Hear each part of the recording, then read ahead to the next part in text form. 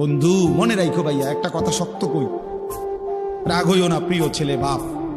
এই কপাল পৃথিবীতে উপার্জনের দুনিয়াবি কোনো কাজে লাগে না। এই হাত পাও এগুলা মানুষের অঙ্গ প্রত্যঙ্গ কাজে লাগে বিভিন্ন উপার্জনের কামে।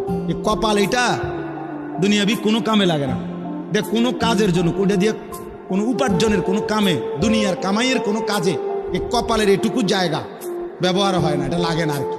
তাই এটা আল্লাহ তাআলা কেন বানাইছেন? খোদার কসম, রব্বুল আলামিন এই কপাল শুধুই সেজদার জন্য বানাইছেন, শুধু সেজদার জন্য।